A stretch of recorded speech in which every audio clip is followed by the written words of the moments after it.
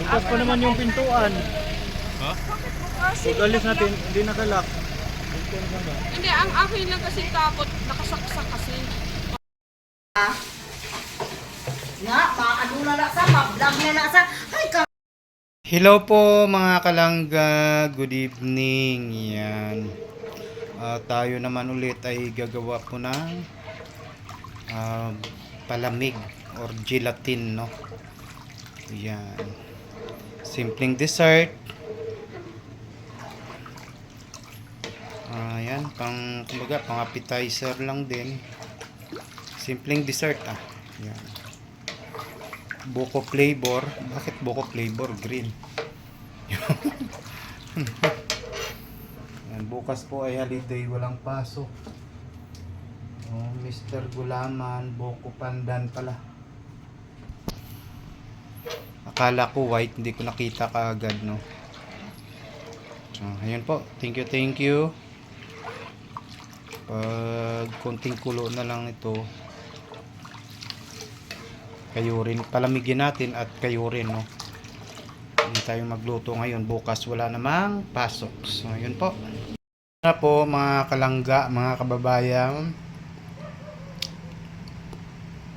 Palamigin lang natin. Pagka wala na yung lamig, lagay muna natin sa refrigerator kahit mga ilang minutes para mas lumamig at tumigas siya ng konti para maganda ay raspador. Yun. Diba? Simpleng dessert lamang po ito, no? So, thank you po mga kalangga. Good evening mga kalangga. Ngayon po ay gagawa na naman tayo ng ang ating simpleng dessert. Laging gelatin, no? Pandan flavor naman po ito. Wala tayong holder kaya yun, pasensya na. Simpleng pa naman to mga kalangga. Kamusta? Happy weekend. Kasi walang pasok po bukas, no?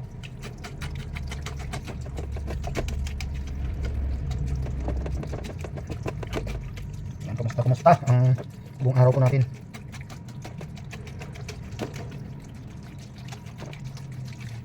Dito na napakita. Dito tayo sa kusina para yung mga kalat-kalat po natin madali natin paglasan, no? Yun.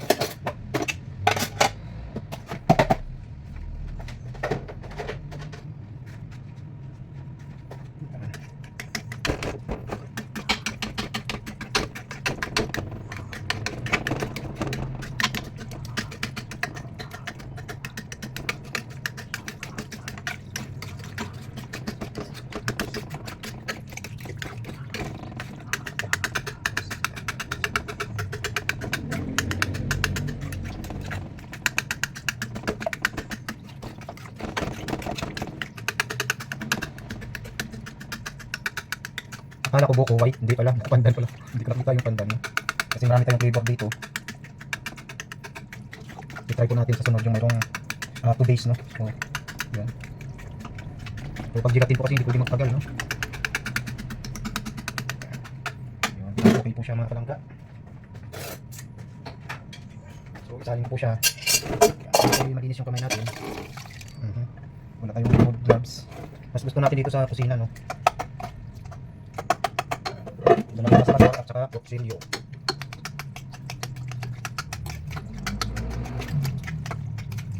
Diba? So, simpleng buhay na natin. Simpleng luto na kung anong meron tayo, kontento. Mas masarap po siya, mga kalangga. Mas masarap po siya. Lasahin, no? Yung taste niya, yung lasa niya, kaysa maraming sahog na namang problema pa tayo. Diba? Ito, kumbaga, yung marunong tayong makontento. Yun. Ipakita po. Mga kalangga, mga kababayan, yan. Gelatin, wala akong sago ngayon, no. So, yun, kung ano lang meron. Yan. So, ito po siya, mga kalangga, yan. Condensed milk, yun lang po, okay na yun. Good for 3 days. Yan, o diba? Lagay natin sa refrigerator, palamigin, lasahin, lasapin yung lasa na nasa loob yung timpla natin, no. Yan, yung kontento sa sahog, o di ba? Anin natin ng maraming sahog kung hindi siya masarap. Oh. So, lagyan natin yung mais, no? Yan. Sabi ko, ayaw ko masyadong may sahog-sahog na kung ano pa, may mga sagu. Yan, okay na yan ganyan.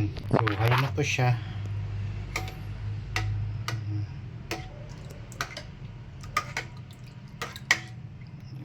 Yan, diba? Mas okay siya, no? Ganon lang po siya mga kalangga, mga kababayan. Yan, wait lang ha. Lagyan ko siya ng mais, no? Sweet corn. Hatiin ko lang siya para sa detos bukas. Yung sweet corn kasi mga kababayan, mga kalangga, pag nalagay mo sa freezer, maging matigas po siya, no? Maganda sana yung parang durog-durog, anong tawag doon or term.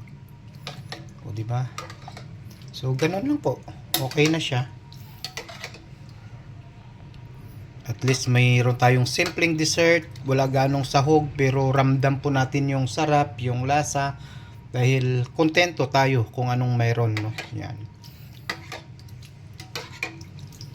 Kung anong mayroon sa sahog na niluluto po natin. O, di ba? Ganun lang po kadali, mga kalangga. Ayan.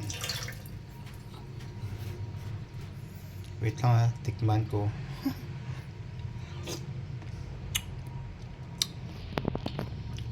So okay na po siya. Lagay na natin sa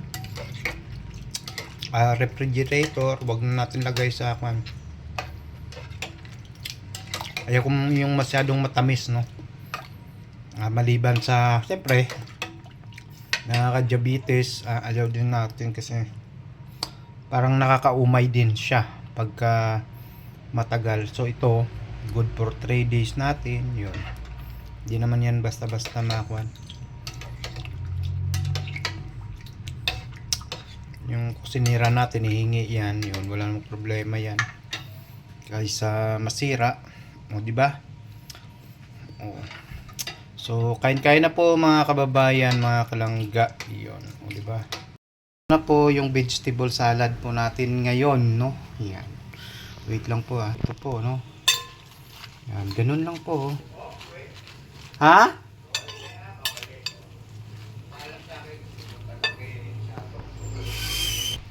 Yan, ito na po. O, di ba? May timpla po yan, no? May timpla na po yan.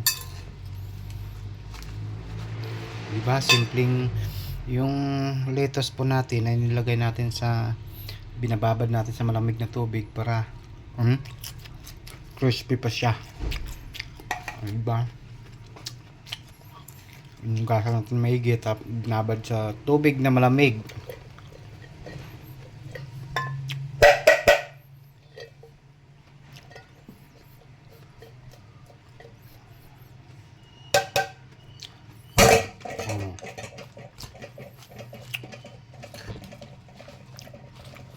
Simpleng kuhan lamang, mura lang lettuce, carrot, tapos isang pipino. Lagyan ko lang ng corn. May nabibili sa mga grocery na set na, pero ayaw ko nun. Gusto ko yung sariling kuhan natin, no? Yung slice, no? Yan. Diba? Timplado na po siya, mga kalangga. O, diba? Ganong style, no? Basta simpleng kuan kahit ito pwede na siya kainin, no? Pero mas gusto ko kasi may lagi tayo kasi mahal yung dressing kaya mayonnaise na lang po yung ginagamit po natin ulit, no? Holiday ngayon, so long weekend, kaya ito maglalaba tayo sa isang linggo nating labahin, baka hanggang bukas yun, no? Kagabi after live ni Dong nakatulog na tayo. Kala natin kaya natin magpuyat pero hindi pala. So ito na, lagyan na natin, no? Gusto ko yung ito yung Lady's Choice mayonnaise. Kasi hindi siya maasim, no? Sa iba kasi hindi naman sa nanira tayo pero hindi ko gusto. Yun. Yung ibang brand, no. Mayroong isang brand maganda rin siya. Pero yung iba kasi maliban doon parang nagtutubig na, no? Tsaka hindi siya ganun kalasa gaya ng mayo. Ito kahit nung pritong isda, mga kababayan, mga kalangga, ay sinasawsaw po natin yung mayonnaise, no? Yun. Mayroon pa doon, no? O, di ba? Nagtubig nga eh, oh. Kasi mayroong sa timpla natin, okay lang, walang problema. Oh, yun po, kain-kain po tayo. Ubusin natin yung mayonnaise, no? Wala tayong holder, kaya yun. Oh, ayun na po. Masarap siya. Oh, di ba? Ganun lang po. Yeah. Okay na tayo nan. Naging watery nga po siya. Pero okay lang yan, templado kasi na-drain naman natin sa yun. Tapos nagkaroon ng tinimplahan natin. Diba? Isang pipino, isang carrots. Napakamura po. Lettuce. Oh. Wala na. Tapos sariling version ng timpla. At saka yung yun, yung sweet corn, no? Yan. Inati natin sa gelatin. Yan. Okay na. Hindi porket yung ganito minsan, ay mahal yan. Hindi ho, no? Yan. Mura lang lettuce, 20 pesos, 30. Mayroon ka na sa palengke, no? Carrots, pipino. Ang mahal dyan, mayonnaise. Yun, may mga maliit, no? Timplahin natin para kahit hindi siya ma-sauce, madalas siya sa timpla. Di ba? Ito, timplado to. Hindi tayo masa sa mayonnaise lang. Timplado pa ito. May sarili tayong timpla dyan, no? Di ba? Ganun lang ho. Okay na. Healthy lifestyle. Kain-kain po tayo, mga kababayan, mga kalangga. Thank you po. Po siya, mga kalangga. May ceiling green na po siya. Para mangang-anghang. O, diba? Ang dami. Tayo lang kumakain ito. Ganun lang po. Yan. O, diba? Tapos budbud mo lang sa panin. O, ang sarap na. Parang hindi mo na-miss ang probinsya. Lalo na yung mga nakahigisnan, no? Yan. Yung nakalakihan ng mga pagkain doon, no? Alamang, masarap po siya ng ganito, no? Mas gusto kong ganitong style. Kargado po yan sa suka, hindi basta-basta na masisira. So, yun po, may daon sibuyas pa tayo. Thank you. So, ito na po siya, mga kalangga, mga kababayan. Diba? Lagyan ko na lang ng dahon ng sibuyas. Okay na siya. So, wait lang po ha. So, ito na po siya. Yan. O, diba? Ito na po yung alamang natin. Ready to eat na.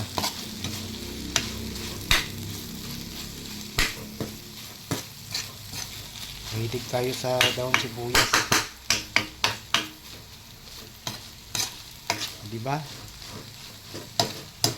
Talagang pang ilang araw natin to. Alternate, you know. Saka hindi to maalat.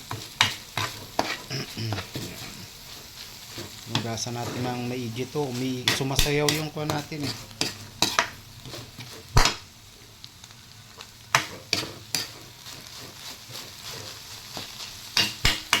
Kaway-kaway sa hindi marte at kumakain ito, mga kalangga, mga kababayan.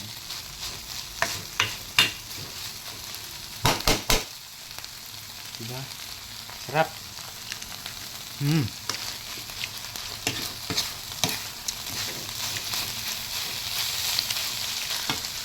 Ubos ang kaming lamig. So, yun po. Thank you. Ingat po tayong lahat.